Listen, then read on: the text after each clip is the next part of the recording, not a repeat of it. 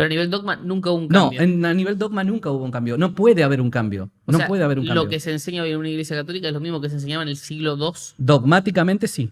Exacto. Dogmáticamente sí. Exacto.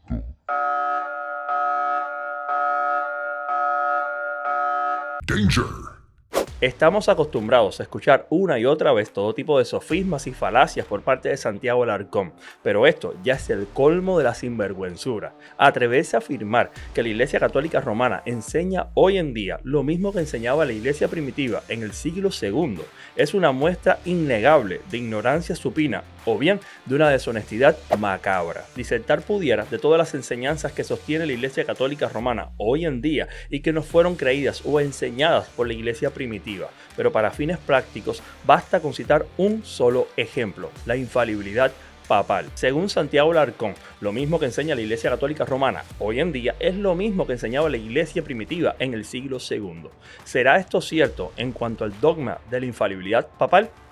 Por supuesto que no, pero para demostrarlo a las evidencias me remito. El sacerdote y teólogo Hans Küng, en su libro La Iglesia Católica, mientras analiza el tema en el periodo de los 6 primeros siglos de establecida la Iglesia, nos expresa que nadie durante aquella época ni siquiera había pensado en que los obispos de Roma eran infalibles, cuanto más creer en semejante locura. El mismo autor nos revela que las investigaciones históricas, entre las que destacan las de Yves Congar, han mostrado que durante el primer milenio nadie, absolutamente nadie, consideraba las decisiones papales infalibles. En otras palabras, que en los primeros 1000 años de cristianismo nadie, absolutamente nadie, creyó que el Papa era infalible. El autor Brian Turney, en su libro Origins of Papal Infallibility, nos demuestra que no es hasta el siglo XVI que se puede encontrar aceptación en la teología católica de la infalibilidad papal.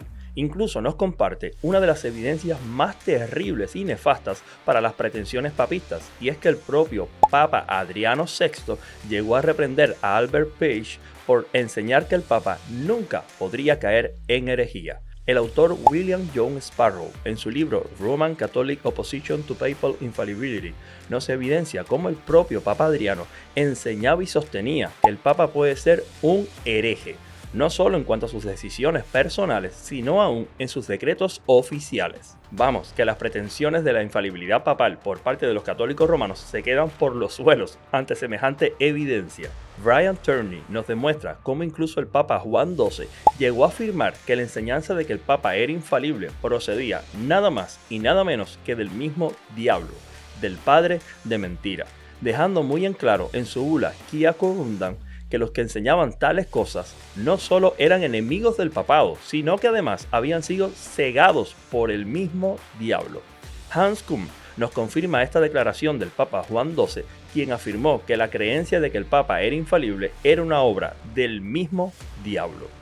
El propio Hans Küng nos revela que el Papa Adriano VI llegó a entregar ante la Dieta de Nuremberg en 1522 una confesión en la que se declaraba que en la sede romana se había hecho cosas abominables y que la enfermedad que envolvía a Alicard procedía desde la cabeza a los miembros, o en otras palabras, desde el Papa a los prelados. Y agrega incluso que todos, absolutamente todos, incluyéndose a él mismo como Papa, se habían desviado del camino recto. Y yo me pregunto, ¿cómo pueden los católicos romanos pretender defender la presunta infalibilidad papal cuando no fue creída esta por más de 1000 años en la Iglesia?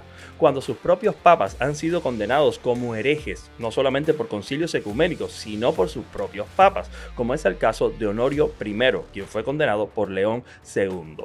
Cuando además, por si esto fuera poco, hay papas que rechazaron abiertamente el concepto de infalibilidad papal, la creencia, la enseñanza de que el papa podría ser infalible. Incluso uno de ellos, Juan XII, llegó a afirmar que esta era una enseñanza que provenía directamente del mismo diablo. Aún más, yo me pregunto, ¿cómo puede Santiago Alarcón pretender defender sus paupérrimas, tristes y patéticas declaraciones cuando la evidencia toda la evidencia lo deja en un absoluto ridículo. Pero soy consciente que la mayoría de católicos romanos que consumen su contenido, lo menos que les interesa es conocer la verdad, ni de este ni de otros tantos temas.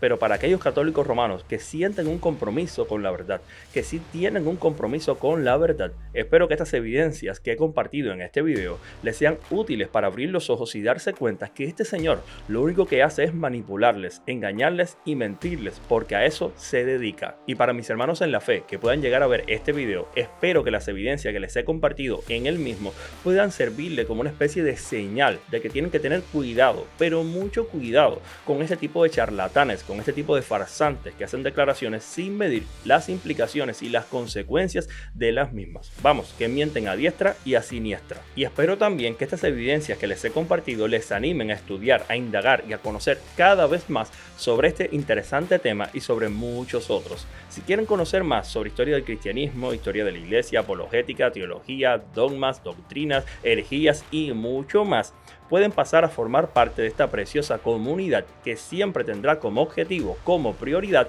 la verdad. Dios les bendiga, nos vemos en un próximo video. Chaito.